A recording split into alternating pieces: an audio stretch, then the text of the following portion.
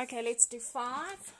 So for 5, I ask myself, what is 3 times minus 2? That gives me minus 6. Okay, so what is the factors of minus 6? Okay, let's look at 6 first. It's 6 and 1, and it's 2 and 3. Okay, so to get to a minus, the signs had to be different. So if I look at 6 plus 1, it doesn't give me 5. 2 plus 3 gives me 5. But one of these had to be negative. So if I choose to make that one, for example, negative 2 minus 3 won't give me 5.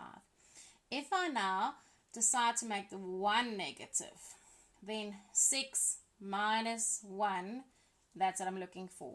That's going to be 5. So because this is being negative, one of these two had to be negative because you have to multiply by a negative to get a negative.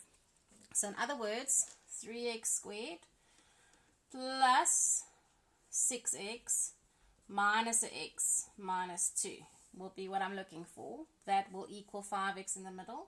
So let's group. So I'm taking out a common 3x here, and I'm left with x plus 2. And over here I'm going to take out a negative. I'm going to be left with x plus 2. So my common bracket is x plus 2. And then I have left 3x minus 1.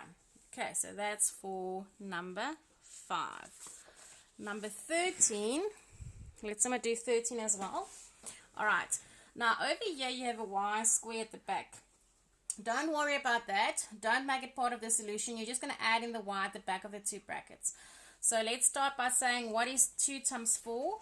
That's 8. Factors of 8, 8 and 1, 4 and 2. I'm looking for a combination that's going to add to 9. So that's 8 and 1. Okay, so I'm going to break this up. 2x squared.